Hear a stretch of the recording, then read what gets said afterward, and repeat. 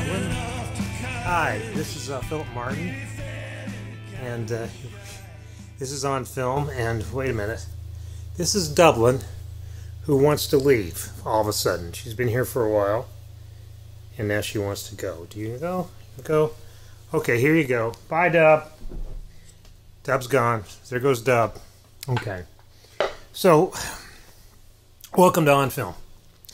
I'm wearing shorts. I shouldn't do that. We're getting to the, I don't know, 130th day of this. And it's getting old. But, news. We do have a new theatrical opening this week. A movie's actually coming out, and it's actually opening in theaters, as well as on demand and through all those various streaming services. It's Dave Franco directed it, the younger brother of James Franco, the notorious James Franco, and it stars Dan Stevens, Alison Brie, Jeremy Allen White, and I'm afraid I don't remember the name of the fourth actor, who is a lady I've not seen before, but she's very good in this. She plays Mina, who is a pivotal role in this. It's a horror movie called The Rental, and it's a cut way above what I'm trying to think of as the usual Blumhouse genre exercise. But I don't know that it's made exactly for horror fans. It may be made more for fans of independent drama, indie dramas. It's kind of like this chamber drama with these four people in this house on the Pacific Northwest. And there is a caretaker who may or may not be a malevolent force.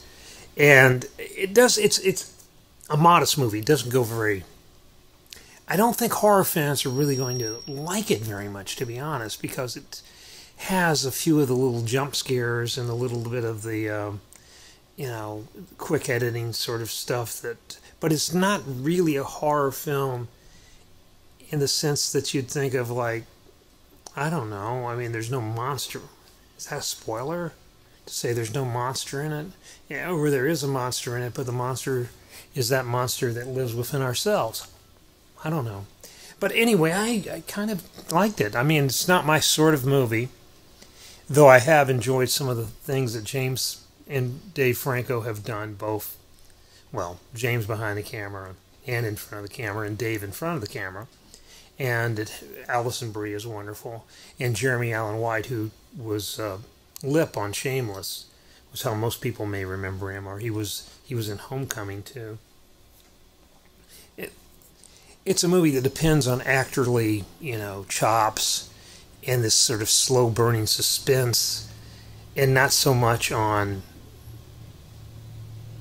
special effects and terror stuff. And I like that, and I'm really pleased that it's actually going into theaters so you can watch it in an environment like that, in the civic temple of the movie theater, which we're missing. You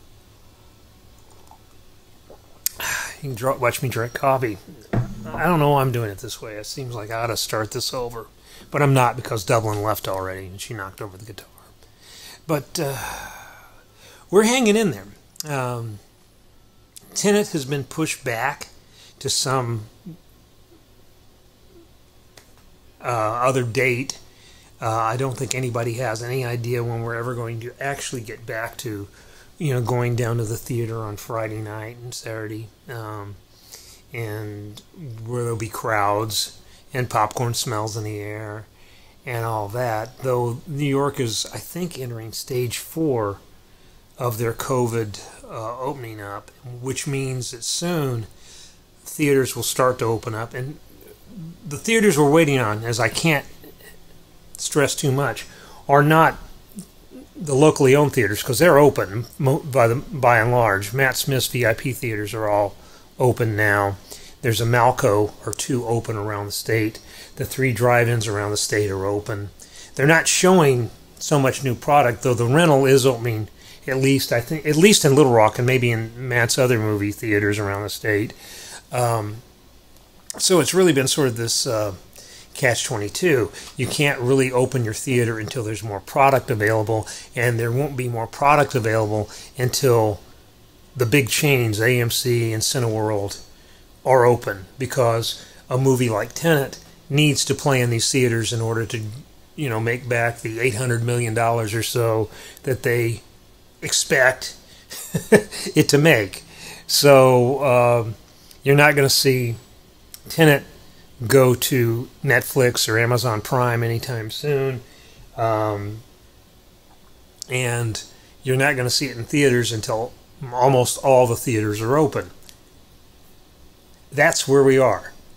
Now, how we get past where we are, I don't exactly know, but I do think it has to do with finding a vaccine, with flattening this curve, with doing all the things they're telling you to do, and not getting bored with doing the right things.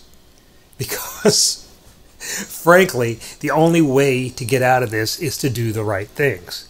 A friend of mine the other night said, in 5-10 years we might look back on this as the Great Culling, where we burned off a certain population that didn't believe in science. And I think that's harsh. I hope that doesn't happen. But at the same time, you're in control of your own destiny, and how you react in the face of these hazards sort of determines on how well you survive, doesn't it? I mean, you know what's out there. You can do what you can do, and or not.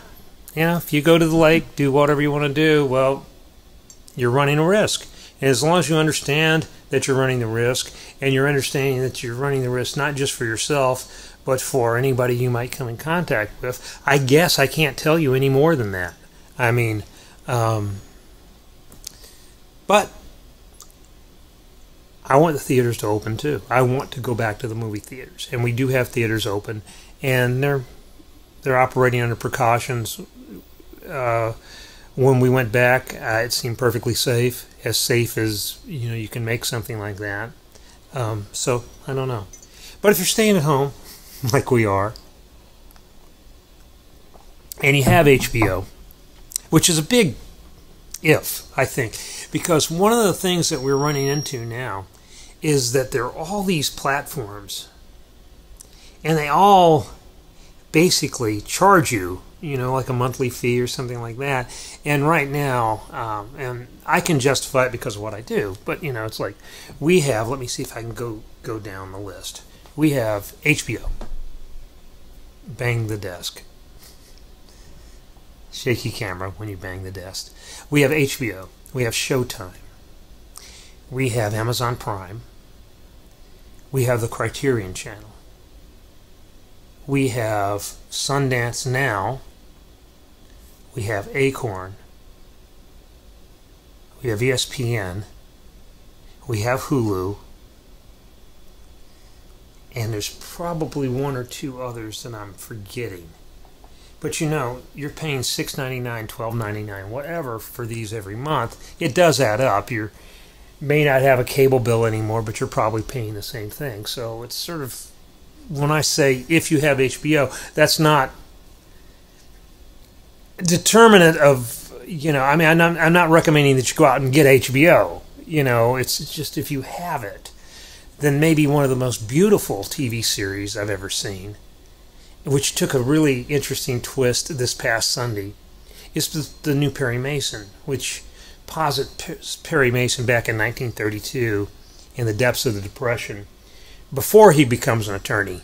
But he just became an attorney at the end of I think it's episode 5, so we'll see what goes on. I'm not very well versed in the Earl Stanley Gardner, universe, and I don't know all that much about Perry Mason. I just know that, when I was a little kid, my aunt used to have all the books, used to read all books, and I remember Raymond Burr on TV, and I remember how those TV shows, the formula of those TV shows, where Mason would come into court and he would basically badger somebody into breaking down on stand and confessing. This show is very different than that. It's more a detective drama set in 30s Los Angeles, and it is just absolutely gorgeous. I mean, the cinematography and the sets and the clothes, they're all beautiful. So I'm recommending Perry Mason this week. What else am I recommending this week? Well, how do I say this? There's too much stuff out there to keep track of. We're finally getting around to writing something about Palm Springs this week, though I believe that our man Piers wrote about Palm Springs when he saw it at Sundance. I believe so. I'd have to go back and check that. It's really interesting that we really have gone all summer now without a summer movie season, and I just don't care about my shorts anymore. It used to be that there were no seasons, basically, in Hollywood. Movies came out when they came out because they stayed around for a long time, and you wouldn't have a movie open in 600 or 1,000 or 3,000 theaters. You would have Gone with the Wind open in New York and LA, and then slowly it would make its way around the country. And it might be 6 months, it might be a year before it got to where you were. Okay, so there was really no seasons for it. And then about the time of Jaws, about that time is about when it got codified into this sort of seasonal thing, where in the first part of the year, mainly what were released were movies targeted at adults, but without that prestige, label that they would get. They weren't really considered awards worthy movies or movies for awards consideration. A lot of times, the early months of the year, they were dumping movies that they didn't know what to do with, that were misbegotten things or didn't live up to their expectations. They might have had, and some of those were great films and stuff. And then came the summer season, which was really sort of, it used to be really, what was it? It ended on Labor Day, and it really sort of began in May, so it really wasn't summer. But that's when when it started to heat up. They started releasing these bigger kind of blockbustery things and stuff like that. And then you had another little dull season, around the end of August, early September. You had this little no man's land where you would again release films that studios really weren't sure of, and then you would have the fall movie season, which would be all the prestige films, the big Christmas family movies. Those sort of things would come out, and that's why everybody started really thinking that if it was a good movie, it was going to come out in the last quarter of the year, really after the Toronto Film Festival, which usually wraps up in mid to early late September, and then on, by the time of Thanksgiving, you're really getting into the prestige films, okay, and the bigger ones, and the big blockbusters came out in this summer period. We don't really have a summer this year, and we didn't really have any sort of blockbusters come out. Like I said, Tenet's been pushed back, Mulan's been pushed back, everything's been pushed back, and what we've been left with is not all terribly bad, because a lot of films that wouldn't otherwise get attention, like Rod Lurie's The Outpost, which we talked about last week and wrote about in last week's section, they're getting more attention than they would if there was a Spider-Man movie opening the same day. See? So, if you're a fan of these type of movies, it's not all bad. But it's not it's not optimal either. I would really like there to be the option to go sit in a big air-conditioned hall and watch something, blow up on screen, as well as watch, the sort of movies that I typically watch, which may or may not be the type of movies you typically watch, because we all have this subjective thing, and if you see 300 movies a year, like I used to, then you probably have a different set of criteria working than if you watch maybe 10 movies. I mean, a professional movie reviewer ought to have different taste than somebody who goes to see the big Marvel movie when it comes out. Nothing wrong with that. And nothing wrong with liking whatever you like. It's just different. And I'm all for this sort of diversity, but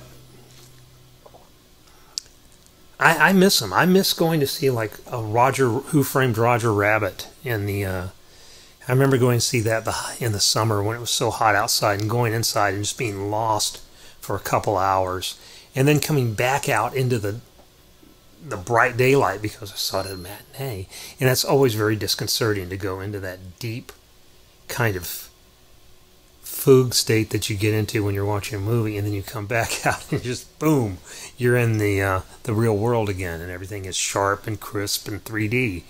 Oh no. So we've done what we could with this season, and I'm encouraged that we've got movies coming back slowly. But I really wonder about the future, and I really wonder whether this is a sustainable thing. And I wonder if we're ever going to see like mid-sized films going back into theaters, or whether they're always going to go to streaming services now. One of the things this pandemic has taught us is that people can adapt, and we're working, my office, my newspaper, is probably working more efficiently now than we were when we were all in this centralized location.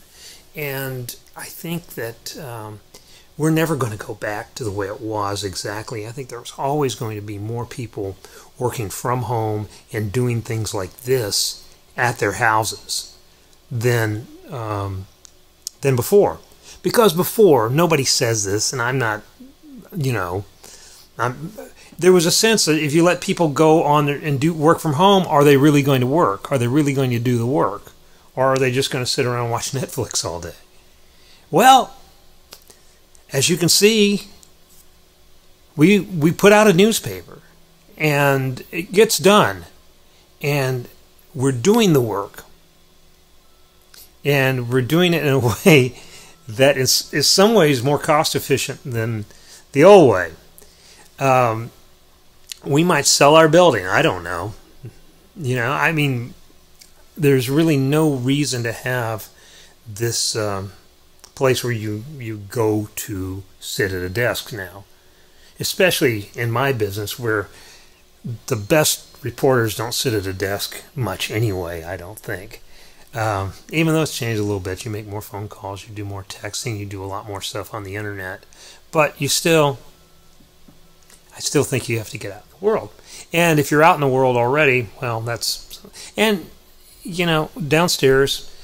let's see, how many computers have we got now in this house? We got this one, we got my laptop, we got Karen's laptop, we got Karen's rig from the office that she brought home and put up in the kitchen, which I hope stays there, because why go back?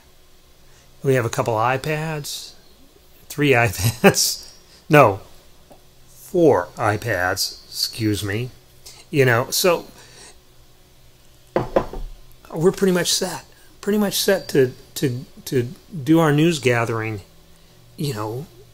from here, from the North Little Rock Rockwater Bureau,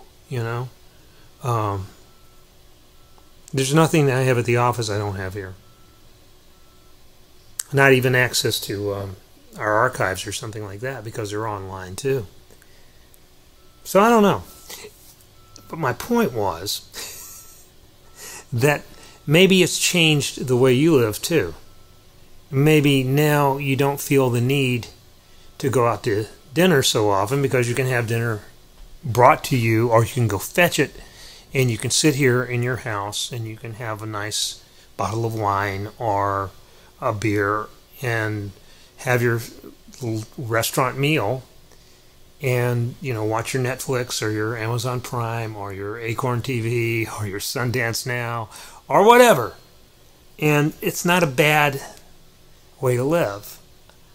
And maybe I think that when we loosen this stuff up, yeah, we're going to do some things. We're going to have parties again. We're going to have baseball again. We're going to have football games again with people in the stands. And we're going to have movies again. But I don't know that we're going to have as much of that as we had before.